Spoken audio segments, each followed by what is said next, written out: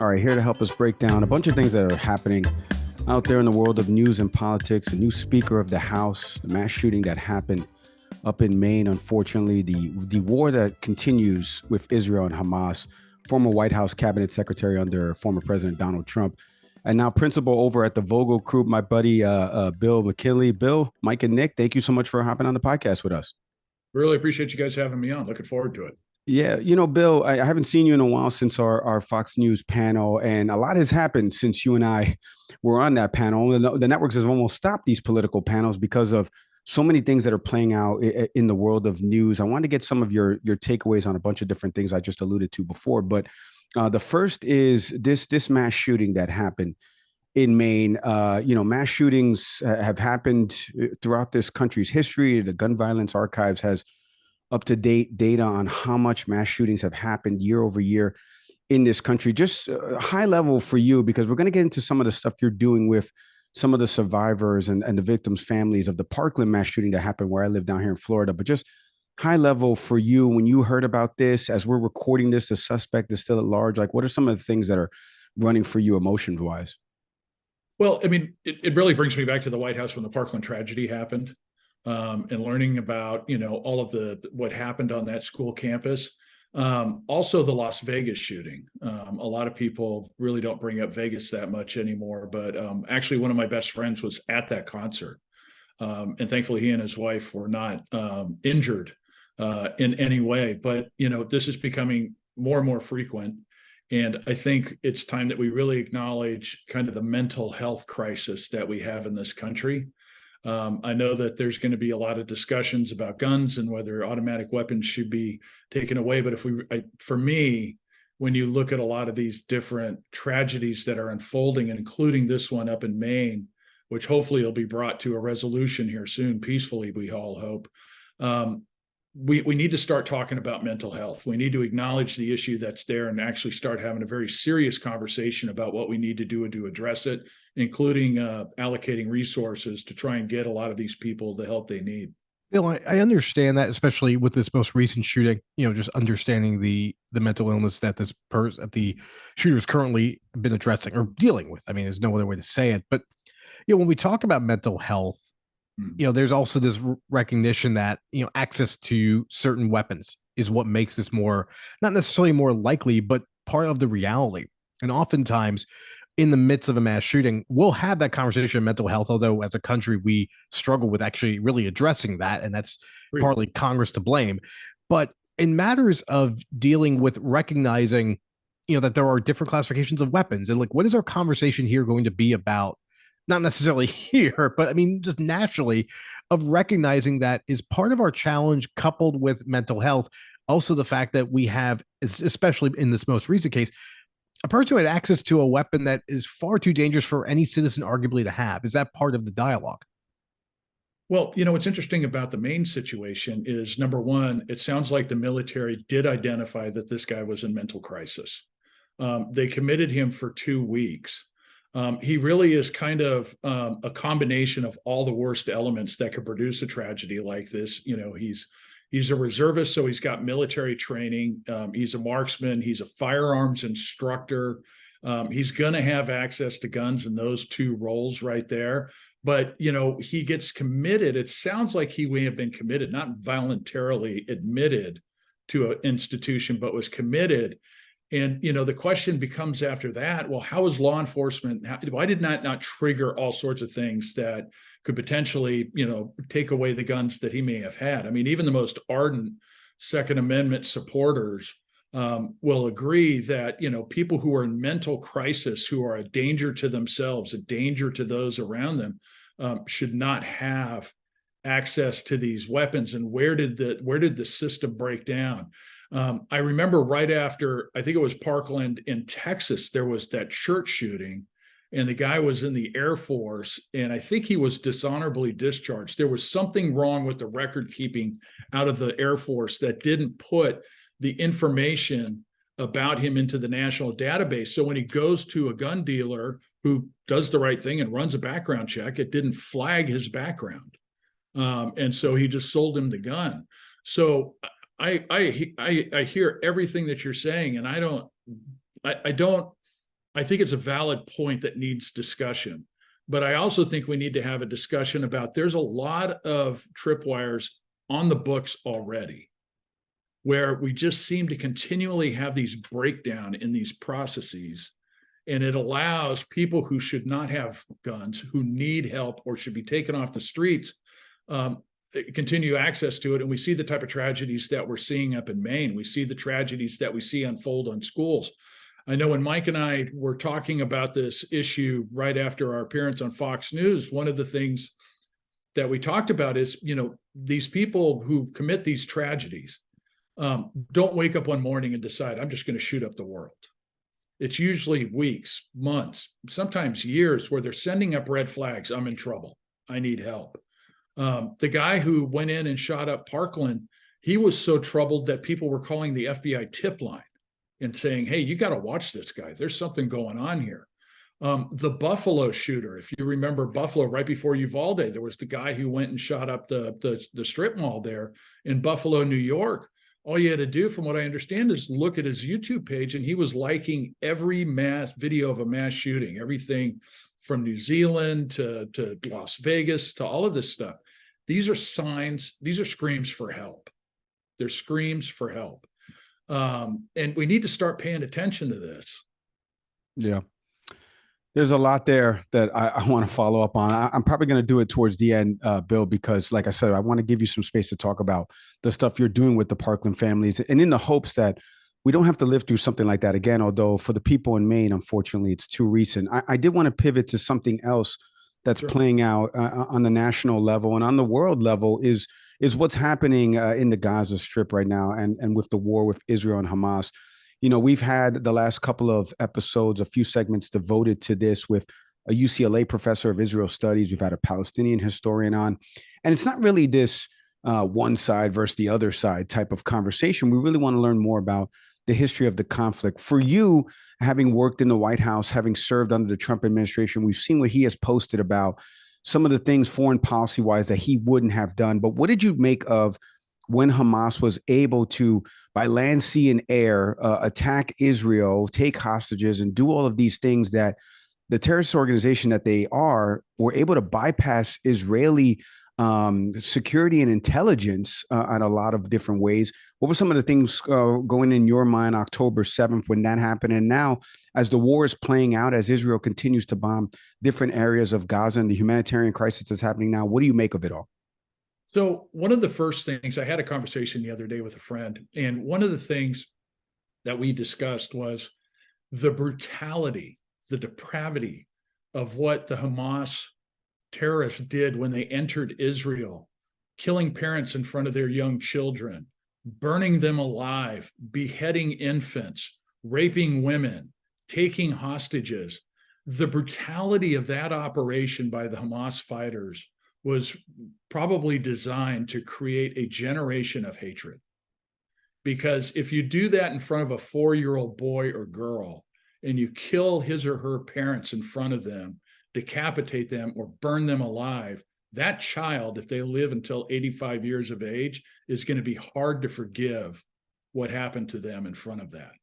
And it almost seems like an operation that was designed to really create the divide between Palestinians and Israelis and give them an opportunity for peace. And, Iran, of course, is a major backer of Hamas. I think that Israel has shown restraint in allowing the humanitarian aid to get into the Gaza Strip. I think that there are multiple nations that are trying to convince Hamas to let the innocent Palestinian civilians go, to get out of the Strip and not use them as human shields. I thought that John Kirby's statements, I think it was today, where he talked about the brutality, I thought was one of the best statements on the war. He was asked about, he was being taken to task for something that President Biden said, that the civilian casualties in Hamas are a price of war and what happened in Israel. And a reporter kind of took John Kirby to task. If you haven't watched that exchange, I would ask you to look at it. And John Kirby just talked about, the brutality of what happened to the Israelis, and that when you do something like that, you're starting a war, and civilians are going to be killed, unfortunately, in every war. I don't see how Israel survives if they don't try to take out Hamas. I think they really do have a generational issue on their hands, especially with the current power dynamic in the Middle East. We all hope for peace, but I don't think peace can come until Israel's able to try and secure its borders by taking out the terrorist threats in the Gaza Strip. To that end, obviously, that transitions to a reality we're dealing with, which is the absence of a House Speaker until recently, because any major decisions and votes of that such to support Israel or Ukraine, for that matter, were not in place. And that's no longer the issue as of yesterday with Mike Johnson from Shreveport, Louisiana, of course, now the new speaker. Bill, what's your assessment of the new speaker? I mean, I heard his opening comments, invoking God, and tough time to do so in the midst of another mass shooting, unfortunately. But just, the story about Representative Johnson seems to be that he's a relative unknown. So going from that sort of perception to where he is now, what's your read of him? What made the party really rally behind him?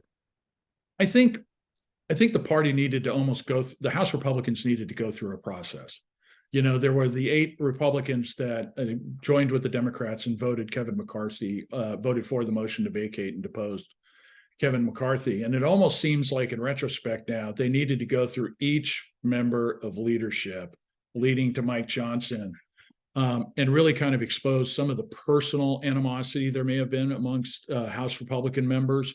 But also to really, and I said this to somebody the other day, watch the more junior members, the people who haven't been around long enough to make enough enemies to deny them a leadership post. And that really kind of happened to Mike Johnson. I think what it says about the conference is, number one, they were ready to end this. After Emmers got the nomination, he just wasn't going to get to 217, and he did the right thing and very quickly bowed out of the race, just like Steve Scalise did. And it really fell to Mike Johnson, who was the second highest vote getter. And I think people looked at Johnson. He's very well regarded in the conference. He's somebody that moderates and conservatives like. He's a gentleman, I think is the best way to say it. He treats everybody with respect. He's got some very he's conservative, and he's not afraid to show that. But I also think he does something that a lot of people in Washington refuse to do, and that's listen.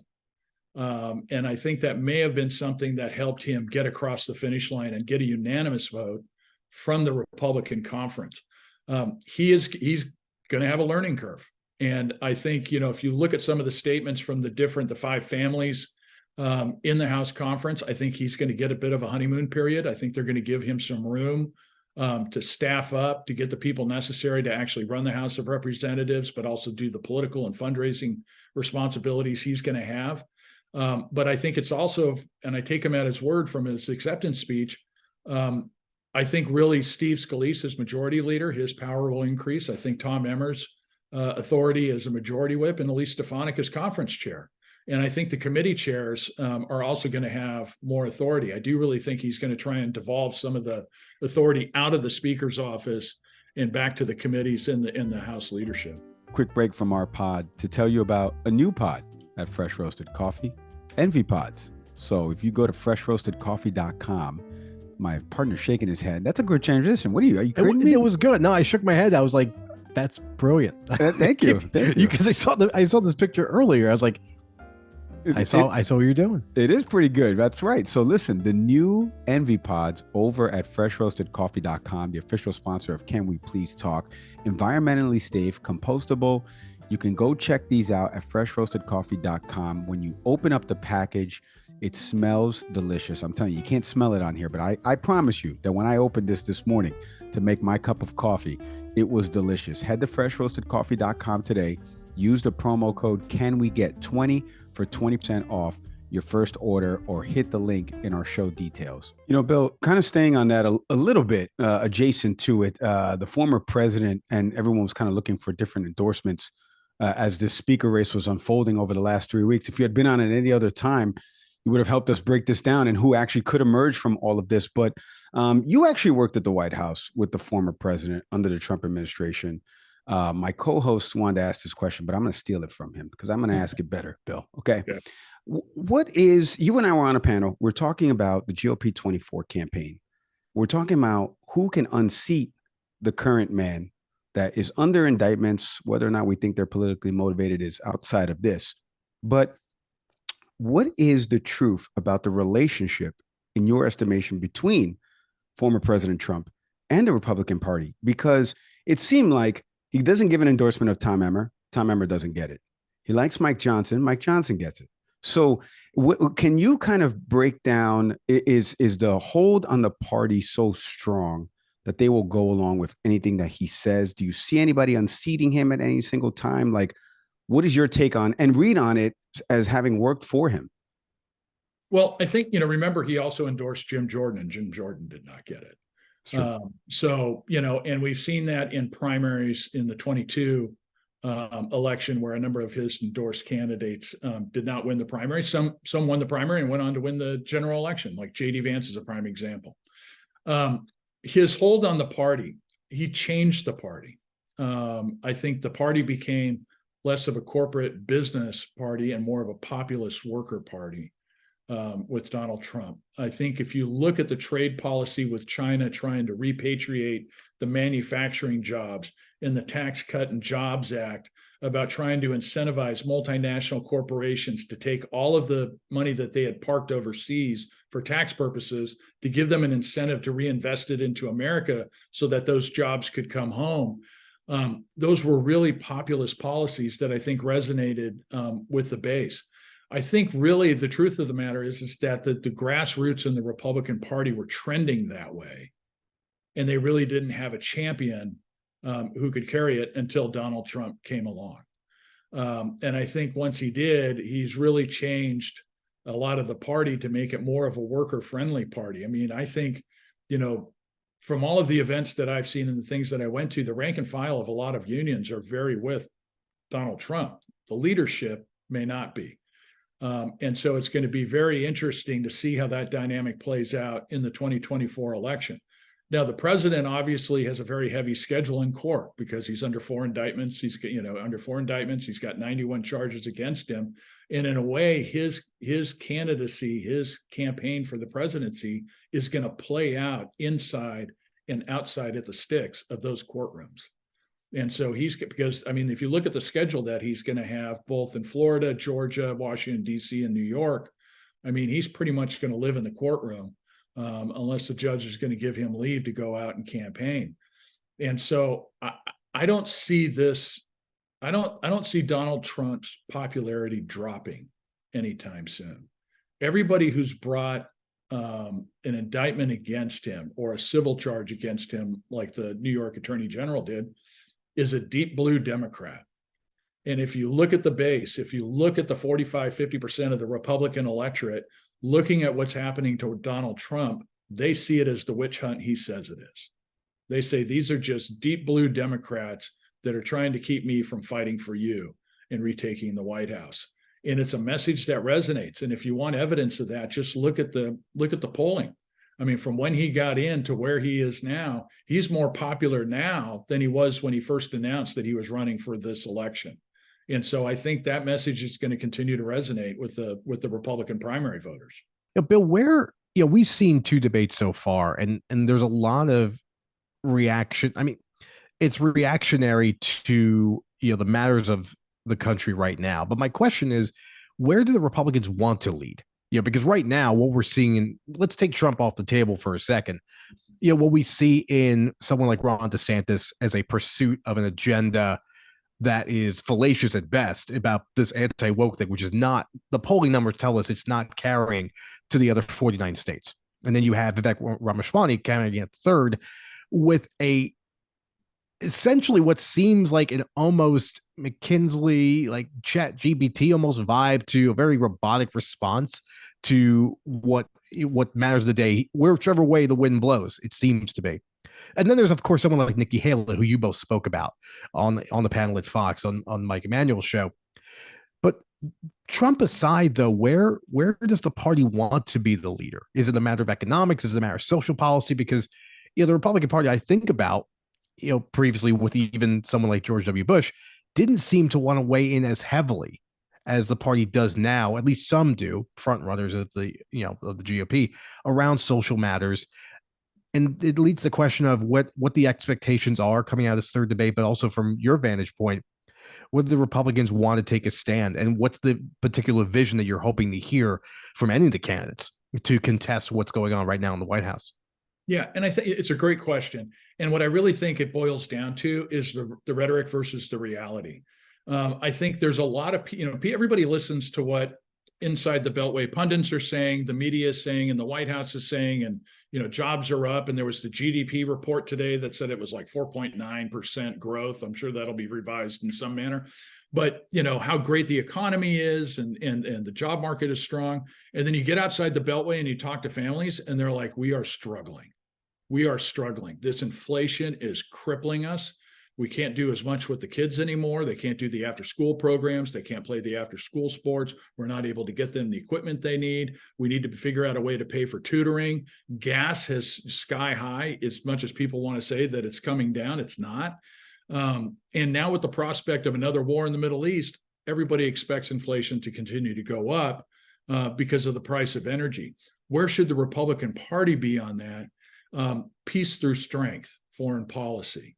Donald Trump was in there for 4 years. A lot of people criticized his rhetoric, but we didn't go into one new war.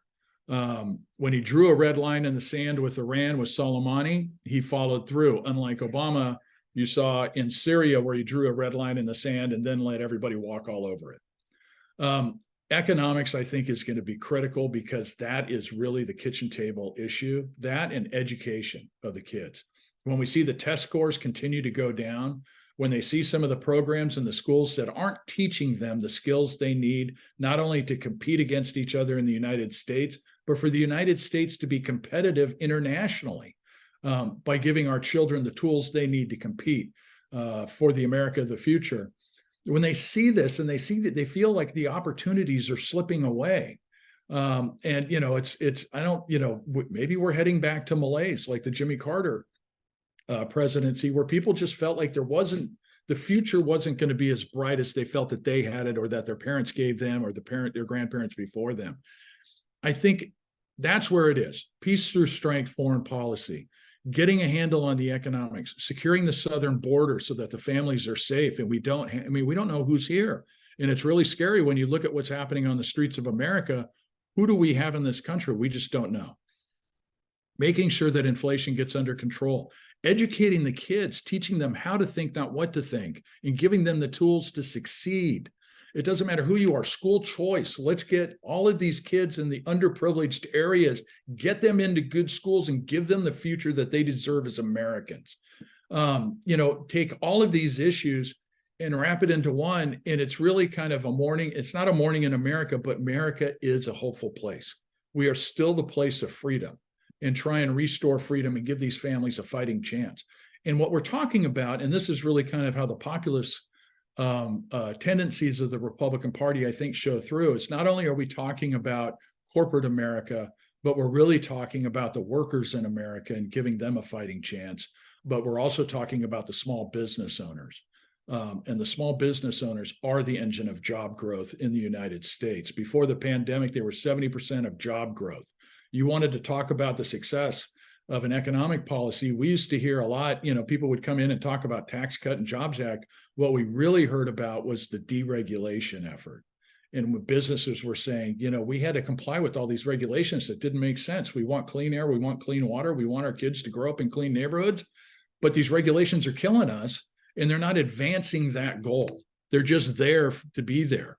And so the dereg effort really led to a boom in manufacturing. It repatriated a lot of jobs. And I think, that's what we need to do. We need to focus on America and American jobs and American families, and the small business owners need to be recognized for the important role they play in our country. Speaking of American families, Bill, I wanted to give you a couple minutes here to talk about some of the stuff that you and I talked about back in August, and the stuff you're doing with Max Schachter down here. Some common safety, school safety bills that you guys have been working on, talking with Representative Diaz-Balart about some of this stuff in light of what happened in Parkland back in 2017 and this recent shooting, again, not at a school in Maine, but give us a little bit about some of the stuff that you guys are doing with the families of Parkland. Yeah, thank you for bringing that up. When I was in the White House, I got to know Max Schachter. His son, Alex, was murdered at Marjorie Stoneman Douglas High School on Valentine's Day 2018. And he was very active and at the White House when we were having about 2 weeks of meetings. Plus, we formed the commission on the Federal Commission on School Safety. And Max and I got together, and I really came to appreciate Max and what he's doing. And one of the things that we both of us have come to the conclusion of is that we need to start focusing on some of the common sense school safety measures that can be taken, such as hardening school architecture, increasing resources for mental health, using technology to increase security on campuses so that we get an early detection warning, but also law enforcement training so they understand what to do when you have an incident of targeted violence on a school campus, so we don't have a repeat of Uvalde, where they sat in the hallway for 75 minutes, where the kids were being killed, but the kids who were already shot could have been saved if the EMTs could have gotten in and tended to them, but instead they died. And that's one of the phrases that you hear quite a bit in the school safety space is stop the killing so you can stop the dying. And so we talk about these common sense things that we're trying to push. One of them is called the Eagles Act. And after Parkland, the Secret Service, the National Threat Assessment Center, started looking at what are the profiles of these people who go onto campus and actually commit these acts. Are there some common characteristics? And I think you guys won't be surprised by some of the findings. Unhealthy home life, bullying, drug abuse. Otherwise just people who are really kind of crashing and they feel like they've got nothing else but to go and do this and almost make it a mass suicide. And so what the National Threat Assessment does is they run multidisciplinary threat assessments. So let's say you become aware, somebody posts something on social media that says, I'm going to go shoot up this school, or I'm going to go shoot this up, and somebody finds it. The principal gets involved, law enforcement gets involved, mental health professional gets involved, teachers, they talk to people who may know this. Hey, has something changed in their life? Did their parents just get divorced, right? Has something happen to a family member or a friend? Are they now using drugs where they weren't using them before, to try and figure out, is this person in trouble? And the reason that you do that is because you're not trying to fuel the school to prison pipeline by trying to lock them up. You're trying to discover these issues early so you can get these kids the help they need, so you can help them lead fulfilling lives as opposed to being infamous for committing these types of tragedies. Another one is Alyssa's Law. Alyssa's Law is introduced by Congressman Gottheimer, Democrat from New Jersey, and this is the panic app. So a number of states have already adopted this law. Teachers will have the panic app. So if something happens, student has some sort of seizure in class, they can hit the panic app. It goes right to first responders. It also helps geolocate so that they're not thinking, where the heck is this going on in the school? They can get right to that classroom. And what you want to do with that is you want to cut the response time. And the reason you need to cut the response time is because it preserves life. If you look at what happened in the Covenant School down in Nashville, everybody applauded the police. They did an amazing job. When they showed up on the scene, they ran to the gunfire. There was nothing that was going to stop them. You could see the military training they had. They cleared the classrooms on the first floor and went right to the shooter and were able to neutralize the threat. Problem is it took them 12 minutes to get to the campus. Parkland, I think around 20 people were shot within 90 seconds. And so one of the reasons you want a panic app is you want to cut that response time, because if you can get people to the incident early enough, you can save lives. The other thing is school resource officers on every campus. So there's somebody on campus whose sole job is campus safety. Well, Bill, like I said, I mean, as somebody who lives in Florida here with little kids, Nick's got little kids, I worry about these type of things. And it's good to see that there are some common ground being done by, you just mentioned Josh Gottheimer, they're a Democrat from New Jersey. I mentioned Diaz-Balart, the representative, a Republican. So I'm glad to see that come through. And I appreciate you telling us about that. And like I said, you can go check out safeschools4alex.org. as well. And we'll have a link in our show notes so you can find out more information about that. Bill, I can't thank you enough for giving us a couple minutes here on the program. Good. You have one more thing? Yeah, I was just going to say, I also want to give a shout out to Jared Moskowitz, Democrat who represents Parkland, Florida, Tony Gonzalez, who represents Uvalde, Texas. They are the co-chairs of the School Safety and Security Caucus. It's a bipartisan caucus. It's growing. We've only had it formed for a couple of months. It's already up to 10 members on a bipartisan basis. These are people committed to pursuing common sense solutions to try and keep these kids safer on campus. That's great to hear. And Representative Moskowitz actually will be on the program coming up soon. Bill, I can't thank you enough for hopping on the program. Principal over at the Vogel Group, former White House cabinet secretary under former President Donald Trump. Continued success to you, sir. Please stay safe. Thank you. You guys too. And I appreciate you having me on. Hey, thanks for watching the Can We Please Talk podcast.